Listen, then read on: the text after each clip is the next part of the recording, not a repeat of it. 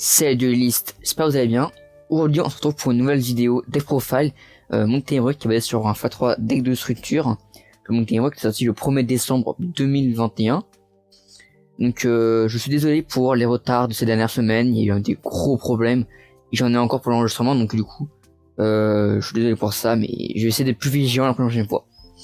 Donc, du coup on se retrouve sur le gel Edo Pro, et du coup je vais présenter une decklist Monde Ténébreux. La voici en face de vous.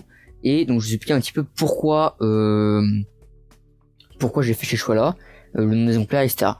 Alors je ne vais pas perdre plus de temps parce que la vidéo va durer un peu trop longtemps sinon, puisqu'on va faire en plus la vidéo en deux parties. Donc déjà, Reine Galant, on le joue en 3 exemplaires, et pour Rafa aussi parce que c'est un petit peu ce que j'appelle des remonteurs.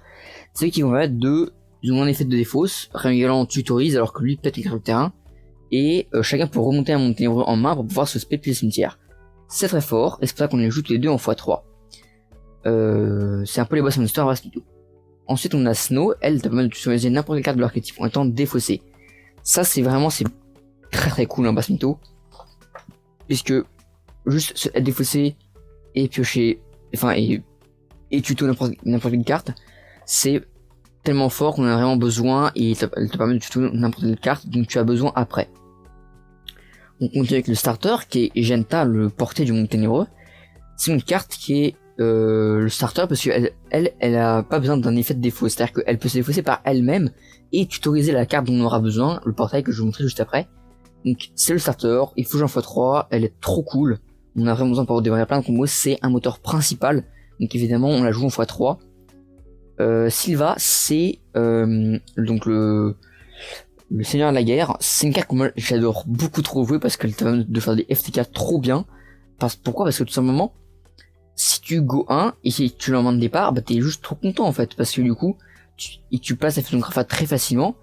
Donc celle-ci, la nouvelle, bah tu peux si ton adversaire il va activer un effet pour, je sais pas, empêcher de mettre une hache, un émerou ou quelconque connerie, et ben tu peux tout simplement transférer l'effet en attendant je vais une carte, donc il va pouvoir se spé, et en plus ton adversaire il gère 2 cartes, et quand après tu peux refaire l'effet avec je sais pas, une fusion Grafa ou un du genre, et ben du coup ça permet tout simplement de, lorsqu'il va piocher au prochain tour, tu la refais la fusion s'il la réactive, et du coup bah il a plus que 2 cartes dans la main du coup, et il dit fin de tour parce qu'il peut plus rien faire.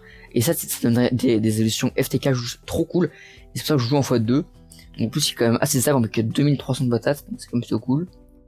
Après c'est Beige, le trio c'est Beige, Bro et Parle, qui est une carte que je joue tous les 3 en un exemplaire. Parle parce que il est très situel je trouve. Donc voilà. Qu'est-ce qui s'est passé? Voilà, il y a un petit bug je crois, désolé. Mais il reste quand même très fort et très intéressant.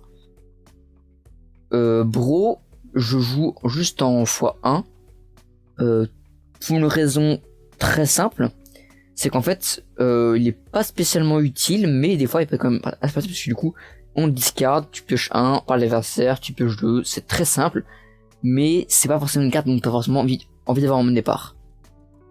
Beige c'est un peu pareil, c'est-à-dire qu'il a un effet des fois qui peut être pratique, mais c'est pas forcément dingue, tu peux pas t'en servir tout le temps, donc évidemment un exemplaire.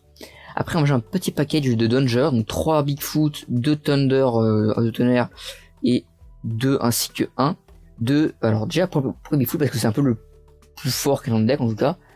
Soit des cools qui rééditent Nessie, Chupacabra ou Jack Lapote, mais bon, on n'a pas vu. Faut le payer parce que Nessie coûte 10 € l'unité, donc 30 balles le P7, c'est quand même pas donné je trouve. Mais ça peut compenser pas tout. Donc Bigfoot lui il les discard, bah hop tu peux te carrer au terrain. Voilà, c'est un peu comme un Grafa mais pour les dangers. Lui il fait la même chose, que lui c'est pour les cartes face cachées. Lui il discard, chaque joueur pioche, puis chaque joueur discard. C'est trop bien en fait, pas du tout. Et on finit avec le petit serpent qui lui il se spé de base, il discard, tu le spé. Voilà, c'est aussi simple que ça.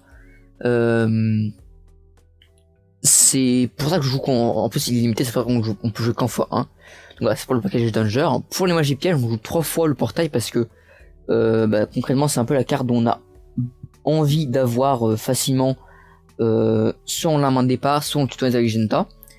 C'est un moteur principal, il faut qu'on l'ait facilement et qu'on y ait accès. C'est vrai qu'on la joue en x3. On continue avec 3 fois l'avènement au monde ténébreux, puisque c'est une carte qui va seulement vous permettre de quand même, elle peut discard, donc c'est plutôt cool, et en plus elle place très facilement la fusion de Grapha, parce que comme c'est magie jeu rapide, la fusion de Grapha elle est juste trop forte et hyper intéressante. C'est pour ça que là on joue en x3, bon c'est là, mais voilà.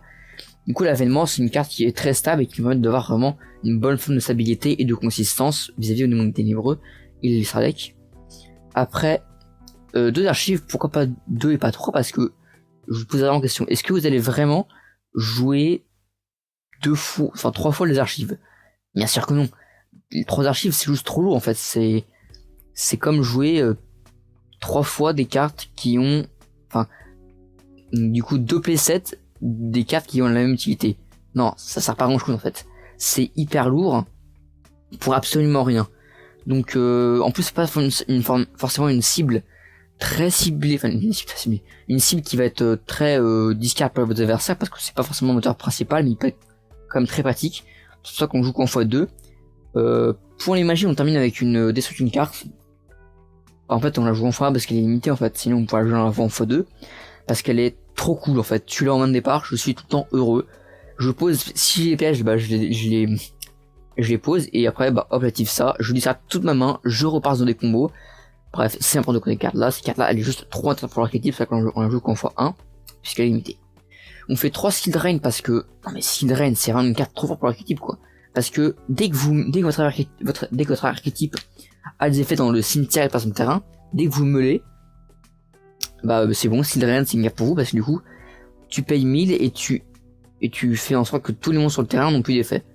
Voilà, c'est juste j'ai pas besoin d'expliquer plus, c'est trop fort en fait pour faire ça. Donc évidemment c'est une carte qu'on joue en x3 puisqu'elle fait chier comme adversaire. On continue avec le châtiment, puisque elle te permet tout simplement de alors elle peut, c'est un peu une version alternative de Associationnel, mais pour en payant le coût n'est pas 1500 mais discard, donc c'est BNF. Et en plus ça te permet tout simplement elle peut se bannir plus cimetière pour protéger tes monstres, tes démons de la destruction.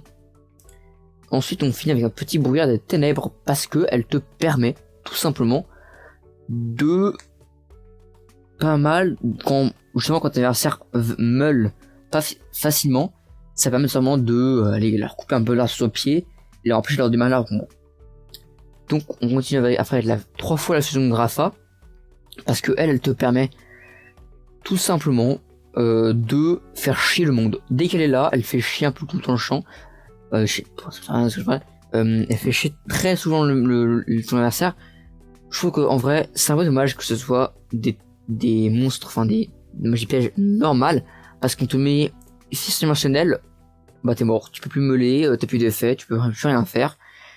Et limite je comprends pas l'intérêt d'avoir mis normal, ça coupe presque un petit peu sa puissance.